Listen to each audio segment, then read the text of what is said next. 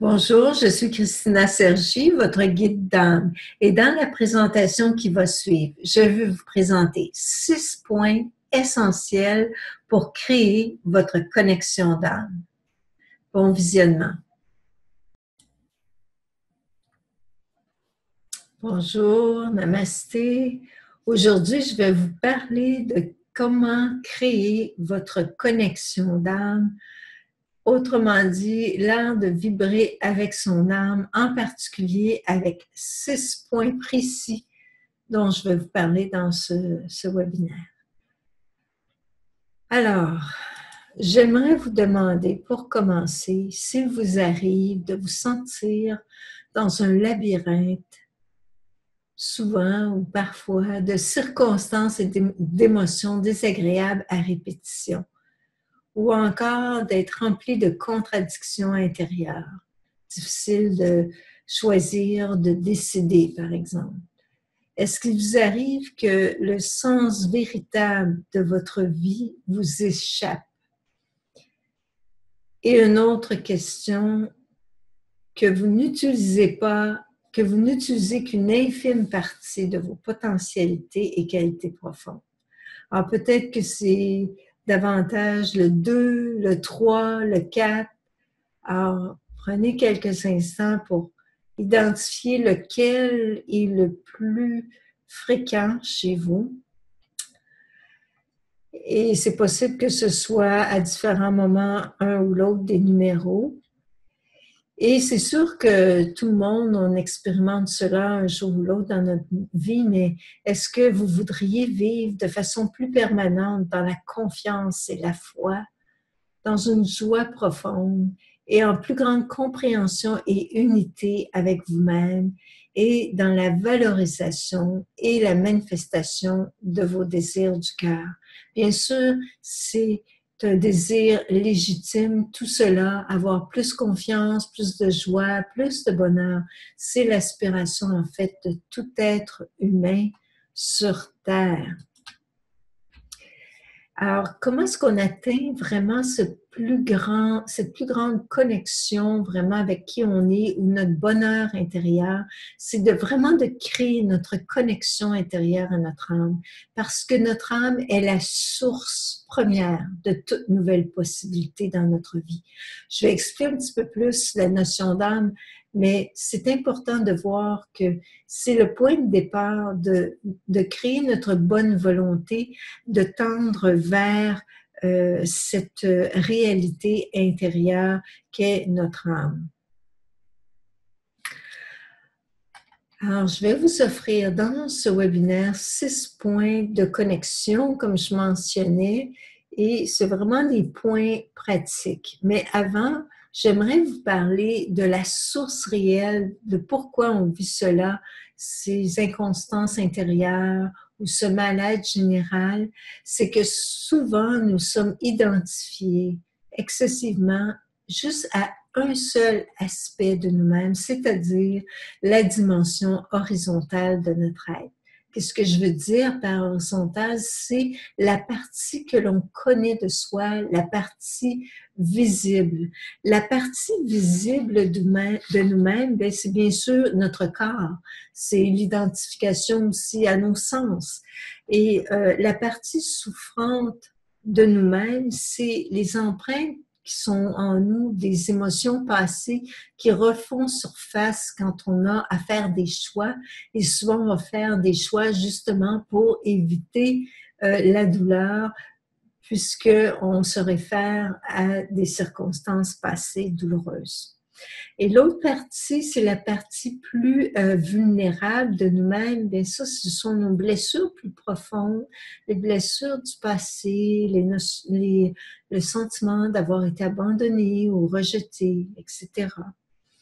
Et il y a la partie frustrée de nous, et cette partie frustrée de nous est plus associée à ce que nous avons refoulé, c'est-à-dire la partie silencieuse ou qui se considère victime en nous et qui préfère, disons, ne pas éviter le contact avec notre réalité intérieure pour ne pas souffrir ou ne pas toucher à notre frustration de fond.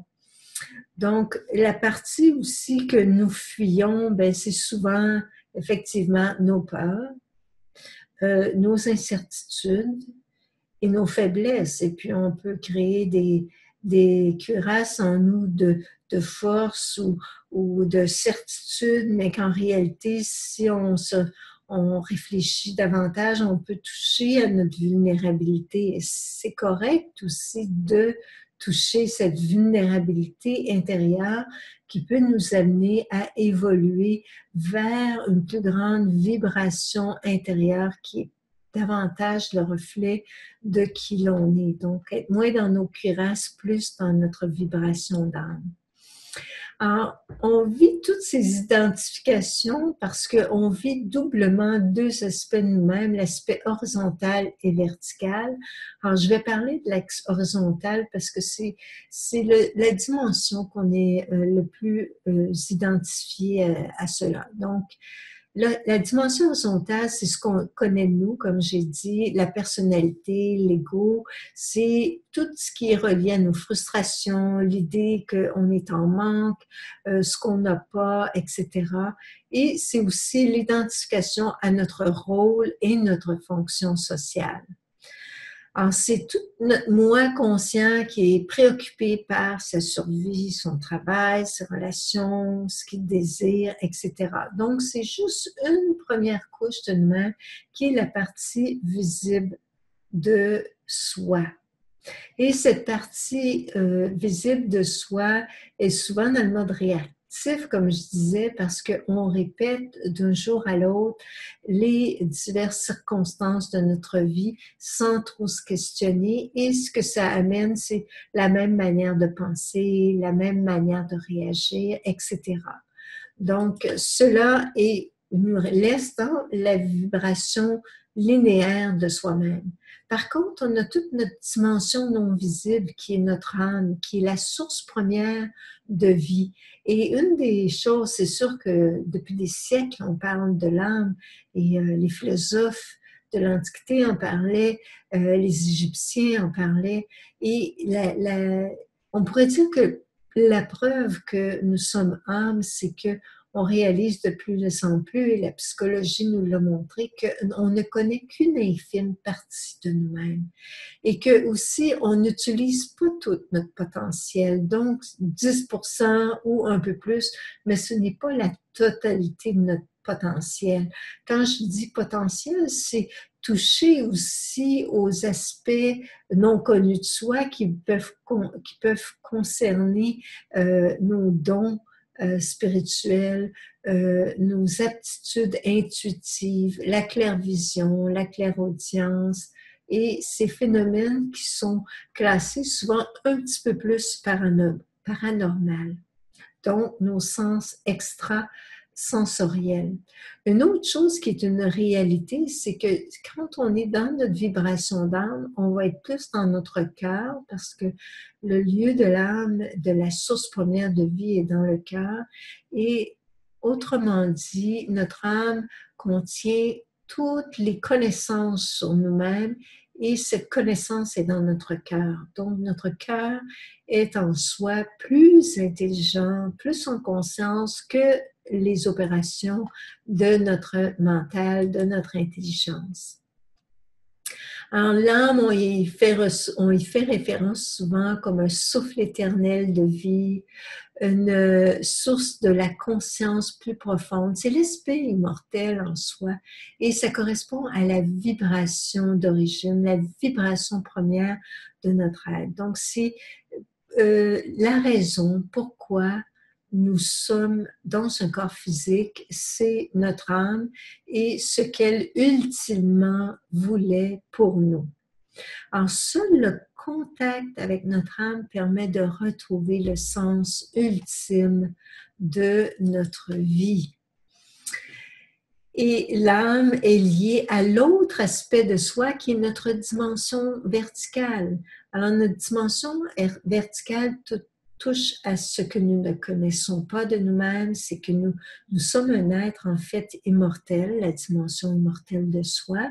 Ça touche à la dimension de la raison d'être profonde de notre existence, pourquoi on s'est incarné, et ça concerne aussi la relation intime et personnelle qu'on établit lorsque nous sommes dans un corps physique avec l'essence de soi, nos relations et l'univers dans sa totalité. La connexion que l'on crée durant notre existence au fait de ressentir que nous sommes âme dans cette vie.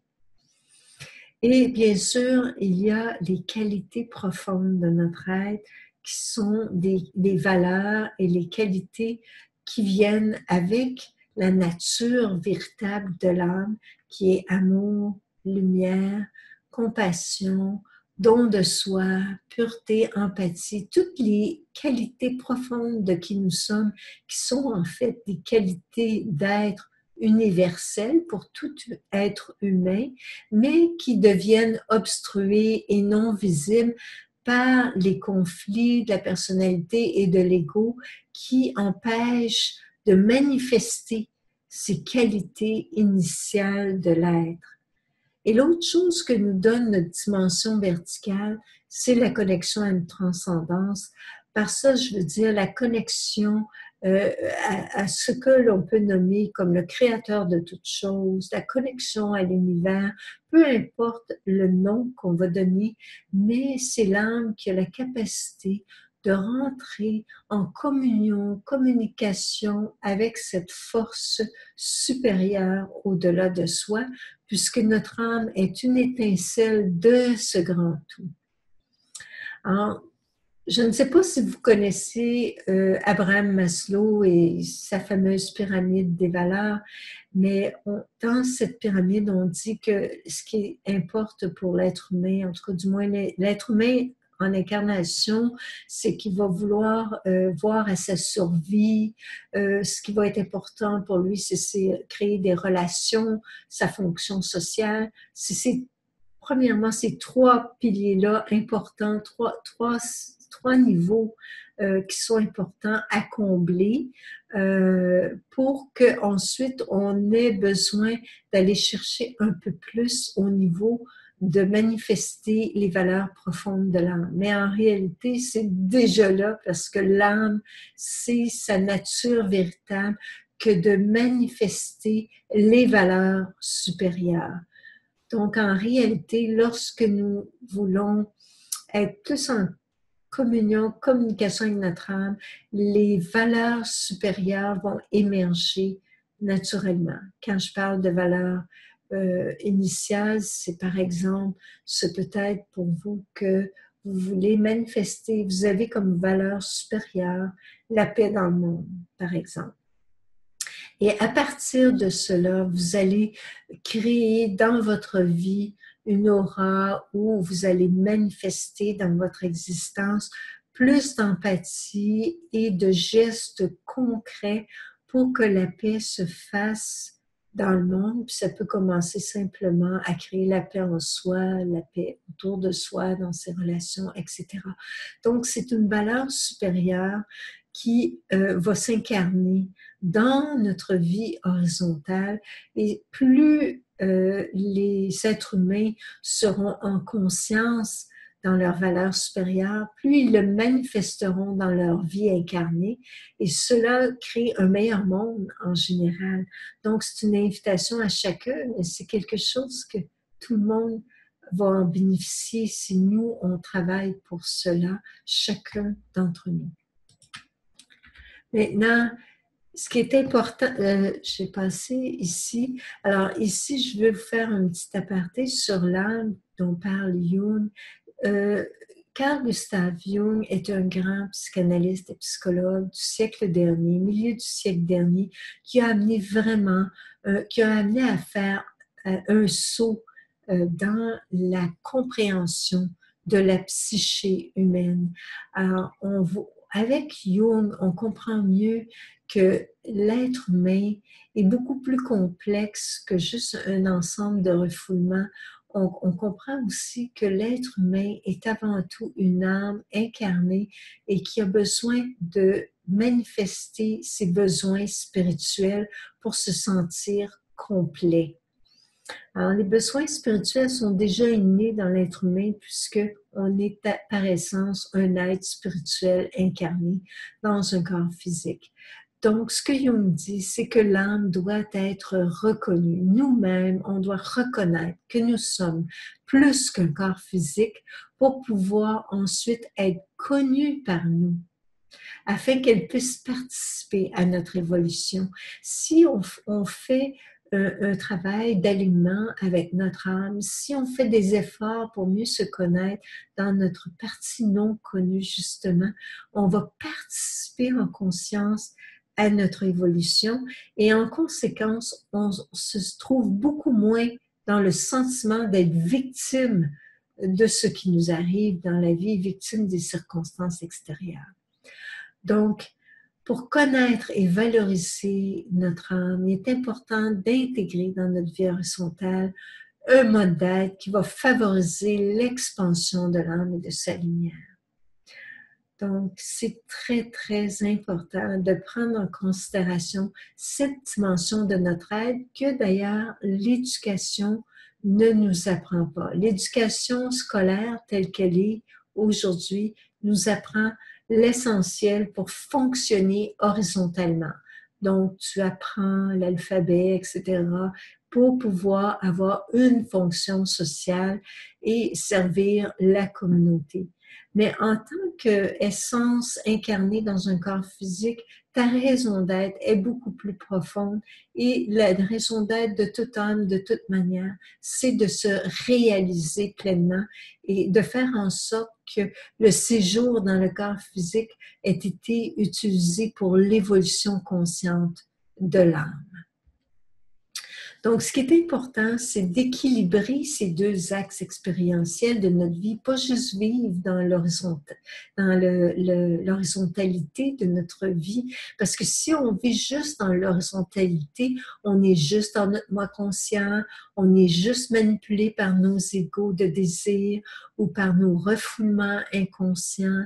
Et c'est plus la partie de surface de nous-mêmes, la personnalité, qui va dominer et ça va laisser un sentiment de vide intérieur parce qu'il y aura une déconnexion avec la vibration initiale de l'âme parce que la personnalité humaine se crée beaucoup par adaptabilité. Fait que souvent, pour s'adapter, on va créer des enveloppes, des cuirasses protectrices autour de nous pour dire si je suis comme ça, je vais me faire plus accepter.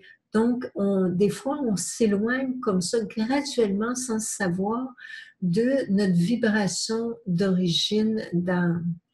Et pourtant, au niveau de l'âme, de la vibration initiale de l'âme, plus la vibration d'âme peut percer ou être, la personnalité est au service de l'âme, plus ça devient facile la vie horizontale de un, et plus on entre en communication avec les parties supérieures de soi, le supraconscient qu'on appelle, et ses facultés. Donc, on va développer une écoute plus grande de soi, des autres, plus d'empathie, on va développer la clairaudience, clairvision, etc. Donc, on va se sentir plus comme un être qui utilise ses multiples facultés en réalité, tandis que dans la vie horizontale, on utilise juste les facultés du plan physique, les 5 sens.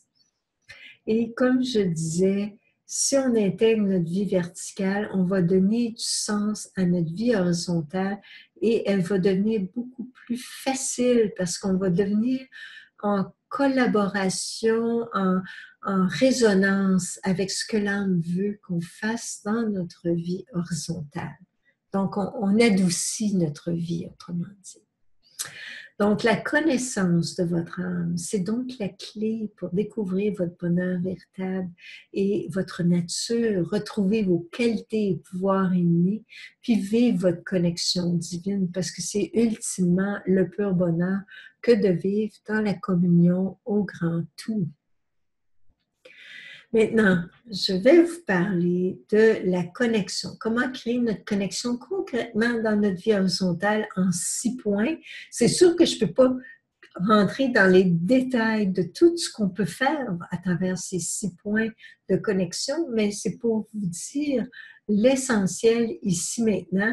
Et si vous voulez cheminer plus profondément, vous pouvez suivre une formation en alignement d'âme que je donne, mais les 6 points vont vous permettre aussi d'avoir l'essentiel pour déjà entamer un travail d'autoréflexivité et de verticalité dans votre quotidien. Donc, la méditation, la prière et la gratitude, décoder ses rêves, découvrir le langage de notre âme, donc plus dans le mode de trouver les symboles qui nous sont personnels, la rétrospection, comment on fait ça, événements et circonstances, les opportunités de croissance pour créer notre connexion, comment on peut faire ça dans notre vie horizontale. Je vais parler de ça maintenant. Donc, avec le premier point qui est la méditation. La méditation, c'est de plus en plus connu en Occident que ça nous aide à relaxer la psyché, ça nous détend, donc ça a un effet santé global. Mais c'est beaucoup plus que ça parce que la méditation, sa vraie fonction est de vivre cette connexion intérieure à notre âme.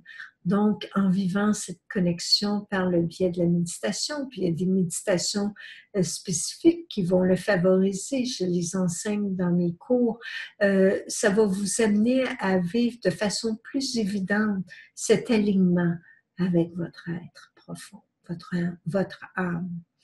Et éventuellement, ça crée ce que Jung appelle le processus d'individuation. Le processus d'individuation, c'est nul autre que comment vous créez que votre personnalité crée son alignement avec sa vibration d'origine pour qu'elle manifeste davantage pour manifester davantage qui vous êtes au plan de l'âme. Donc, c'est très puissant. Et vous allez acquérir une vision claire lorsque vous pouvez aller dans votre cœur. Beaucoup de méditation, de connexion que j'enseigne vous invite à aller dans votre cœur et explorer cette zone totalement nouvelle de soi qui nous aide à ouvrir de nouveaux espaces en soi et développer notre sensibilité d'origine, en fait. Donc, voilà pour la méditation qui est très importante à pratiquer. Le deuxième point, c'est d'intégrer dans notre quotidien des nouvelles attitudes psychiques. Alors, comme je disais, ce n'est pas nécessairement enseigné, ces points à l'école, et c'est pour ça que c'est important de les mettre en relief.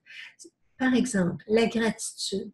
Qu'est-ce que la gratitude? C'est une disposition naturelle de l'esprit à reconnaître dans chaque situation une occasion de dire merci, quelle que soit la situation. Alors, c'est une façon de nous mettre en connexion avec le mystère de qui nous sommes et de la magie de l'existence. Puis c'est aussi justement de s'ouvrir à cette magie de l'expérience d'être en vie tout simplement. Donc, être simplement intériorisé, puis juste dire le merci comme un mantra peut opérer en nous une transformation quasi instantanée de changer notre façon de voir, Donc, de s'intérioriser et juste dire merci, merci, merci. Merci pourquoi? Merci pour tout ce qui monte en soi comme image, comme pensée. Merci, merci. Puis me dire merci dans les zones qu'on se sent moins en gratitude aussi. Et comme ça, un éclairage nouveau vient à nous et on perçoit de façon plus globale notre vie. Donc, la gratitude. Et l'autre, c'est intégrer la prière. La prière est en fait un langage, le langage de l'âme. Lorsqu'on va en méditation, puis qu'on va dans notre temple cœur, si on est vraiment dans cette connexion et vibration intérieure, souvent, ce qui arrive, c'est la prière naturelle du cœur va émerger. Il va y avoir quelque chose qui peut se manifester. Juste de dire merci est une forme de prière, mais il peut y avoir une demande du cœur qui émerge. Et c'est ça qui est important de prendre en considération, la prière naturelle du cœur. Il y a plusieurs façons de prier, mais c'est la prière du cœur qui est importante. Il y a des formules toutes faites qu'on peut utiliser, comme juste laisser jaillir la prière en nous. Je vais vous donner un exemple ici. Juste être dans la gratitude. Quelle joie en ce moment de reconnaître qu'il y a quelque chose de plus grand que mes pensées.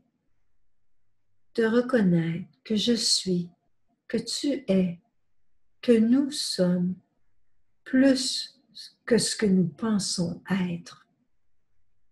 Je remets à l'univers toute perception limitative, souffrance, stress, afin que je puisse m'ouvrir à un nouvel espace de pensée et d'être qui va m'aligner avec ta joie et ta tendresse, la joie et la tendresse de qui je suis vraiment, de mon âme. J'honore l'esprit d'unité et de vérité dans laquelle me place ta présence. Je suis dans la gratitude en ce moment. Merci, merci, merci. Alors, c'est une façon de nourrir l'ouverture intérieure, nourrir la confiance et la foi et le lâcher-prise. Il y a aussi 2 autres prières pour créer votre connexion d'âme qui se trouvent dans mon journal de l'âme et je vous en parlerai un peu plus loin du journal. J'aimerais maintenant aborder les rêves. Souvent, les gens me disent « Je ne me souviens pas des rêves, ça ne vaut pas la peine. » Mais oui, on rêve tous et explorer notre inconscient par les rêves ouvre un champ de connaissance de soi très intéressant parce qu'ici, on est dans la partie non visible de soi qui est notre univers intérieur. J'ai parlé de la vie horizontale tout à l'heure et c'est associé beaucoup avec notre cerveau rationnel qui est notre cerveau gauche. Et quand on va en rêve, l'activité du cerveau droit se met en marche et l'univers symbolique apparaît. Donc, notre langage d'âme est un langage symbolique et quand on rêve, le cerveau droit est plus actif. L'éducation nous a amené à nous servir plus de notre cerveau gauche, rationnel. C'est pourquoi tout ce qui est de l'ordre du symbolique nous apparaît souvent difficile ou plus inaccessible à interpréter. Et c'est là qu'on doit utiliser l'intuition. Commencer à se connecter à notre intuition pour qu'on puisse découvrir que signifie le langage symbolique qui est très, très impactant parce que le symbole est un ensemble de 2 choses. La partie visible, c'est-à-dire on utilise une image de ce qu'on voit dans le monde visible et est ajoutée à ça une émotion et ça crée ce symbole parce que l'image va créer une émotion et c'est ça qui devient porteur de signification pour soi. Donc, il y a une méthode pour se souvenir de nos rêves, je l'enseigne dans les cours, mais on essaie de se souvenir de nos rêves d'abord en ne pas bougeant quand on se lève le matin et laisser émerger le souvenir de nos rêves. Ensuite, l'écrire et faire une interprétation intuitive. Bon, tous ces détails-là sont expliqués dans mes cours, mais vous pouvez aussi, avec mon journal de l'âme, savoir, parce que je donne des clés précises pour faire les étapes, pour vous ramener à la conscience vos rêves. Donc, comme dit Jung, en chacun de nous existe un autre être que nous ne connaissons pas. Il nous parle à travers les rêves et nous fait voir qu'il nous voit bien différents que ce que nous croyons être. Donc, découverte de soi. L'autre point, c'est synchronicité et message de l'âme. Ici, on est dans le plan physique, dans la vie quotidienne, et comment est-ce qu'on peut être plus dans notre connexion verticale, dans notre quotidien, c'est observer les synchronicités. Alors, comment on peut observer ça? C'est que souvent, dans notre quotidien, on se pose des questions, par exemple, on a des pensées intérieures, de venir à l'écoute de qu'est-ce qui se passe à l'extérieur et de voir comment ça se répond, les deux. Par exemple, je peux me lever le matin puis me demander, bon, j'ai eu cette offre d'emploi, est-ce que c'est vraiment la bonne chose pour moi de l'accepter? Et là, je fais mes choses dans la journée, puis je peux prendre ma voiture et tout à coup, je vois un camion qui passe, qui dit vas-y ou let's go ou va de l'avant, un slogan comme ça qui va tout à coup s'appliquer à ton questionnement. Si au départ, vous étiez à l'écoute de ce questionnement initial, puis que vous avez été dans l'écoute, l'observation dans votre quotidien, vous allez pouvoir faire la connexion que là, vous avez eu votre réponse dans le plan physique de votre question intérieure, donc la synchronicité.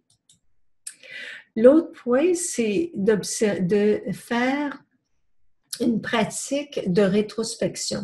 Elle se fait souvent le soir après la journée, de revoir votre journée. Vous pouvez revoir votre journée en disant, bon, OK, c'était quoi mes moments où j'étais dans mon mode horizontal réactif ou mécanique, ce qui était dans les choses habituelles.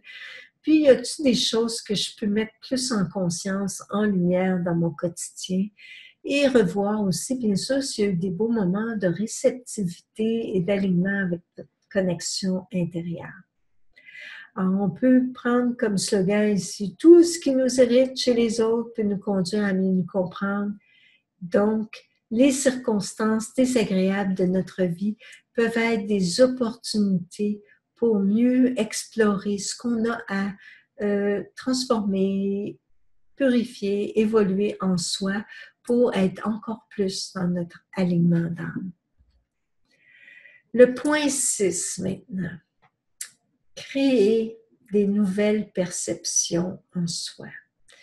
Alors, comment est-ce qu'on fait ça? On interprète verticalement les événements et les circonstances de la vie. La synchronicité fait partie de ça, mais on voit n'importe quelle circonstance de notre vie, surtout, évidemment, les désagréables, comme étant des opportunités d'alignement ou de plus grande connexion. Donc, c'est très systématique d'essayer de voir, OK, je me sens en ce moment dans une situation désagréable, comment je peux comprendre cela comme façon de mieux me connaître ou d'évoluer à travers ça. Ça va beaucoup nous aider à rester dans notre connexion. Quand on fait ça, on se dit, je ne suis pas ce qui m'est arrivé, je suis ce que je choisis de devenir. Donc, dans le moment présent, je ne suis pas dans mes conditionnements passés, je ne réagis pas en fonction de mes blessures passées, je suis dans l'instant présent. Et une façon de faire ça, c'est d'appliquer les 4 accords Toltec. Les 4 accords Toltec sont les suivants. J'essaie toujours de faire de mon mieux. Ma parole est impeccable. Je ne fais pas de suppositions Et ces accords Toltec sont très, très importants pour vivre notre alignement d'âme. Donc, je fais toujours de mon mieux, ma parole est impeccable, je ne fais pas de suppositions et je vais de l'avant avec l'ouverture à qui je suis vraiment. Donc, les 6 points, je vous résume les 6 points que je viens de parcourir. La méditation, c'est une pratique qu'on peut faire seul un moment, 5 à 20 minutes par jour, intégrer de la prière et de la gratitude dans notre journée, commencer à être conscient de nos rêves, les noter, observer les synchronicités dans notre vie et revoir notre journée, faire des rétrospections et toujours voir ce qui se déploie dans l'instant présent comme une opportunité de connexion à soi. Donc, toujours recréer notre alignement vertical en étant sous le mode réceptif plutôt que réactif. Donc, cela va permettre de valoriser beaucoup les qualités de notre âme et de se sentir beaucoup plus dans notre vibration intérieure. Ces 6 points sont présents ici, dans cette sphère, et on voit le sceau de Salomon ou l'étoile de David, c'est relié au symbole du chakra du cœur, justement. Et comme le cœur est le centre de notre être, dans notre cœur, il y a l'âme, la flamme qui ne s'éteint jamais. En travaillant ces 6 points, on se relie de façon claire et précise, de façon systématique à cette flamme intérieure qui ne demande qu'à nous servir du moment que nous-mêmes, on fait un effort d'entrer dans cette expérience et d'y mettre un peu de volonté en faisant certaines pratiques dont j'ai parlé. Et bien, en fait, il y aurait un 7e point, et ce 7e point, c'est d'être constant à écrire nos expériences. Donc, tracer ces expériences. C'est pour ça que j'ai créé le journal de l'âme, parce que le journal de l'âme, il comprend ces 6 points que vous avez vus précédemment et vous avez toute l'information dans le journal pour rester, parce qu'il faut s'en souvenir, rétrospection, méditation, rêve. Alors, c'est une façon de travailler. Vous n'êtes pas obligé de travailler les 6 points en un jour, mais pour l'écrire, mais vous pouvez utiliser votre journal. Dès que vous avez un rêve, vous le notez, vous mettez la date. Alors, tracer ces expériences nous aide à devenir vraiment beaucoup plus conscient de soi et ça rend notre expérience de vie beaucoup plus significative. Puis une chose que j'ai remarqué, c'est que ça nous aide à apprivoiser nos ressentis profonds et s'apprécier. Et ça développe beaucoup la créativité aussi. Avec du recul, si on se relit aussi, ça va nous aider à constater le chemin qu'on a parcouru. Fait que ça va nous garder dans notre alignement, dans notre connexion d'âme. C'est très, très puissant. Donc, le journal de l'âme est facile à utiliser. Vous voyez ici, j'ai mis une photo de comment utiliser le journal de l'âme. Vous avez les points de méditation que je vous ai expliqués. Ils sont résumés dans le journal. Chacun des points est résumé. Et aussi, vous avez une page qui est l'endroit où vous allez bien sûr écrire vos expériences. Donc, vous avez la date. C'est important de toujours mettre la date. La particularité du jour, bien ça, c'est pour vous personnellement. Des fois, ça nous donne un point de référence parce que ça nous aide aussi des fois à expliquer ou interpréter notre expérience. Particularité du jour. Je pourrais dire, OK, on est le 17 mars, c'est la Saint-Patrick, par exemple. Ou ça pourrait être la fête de telle personne.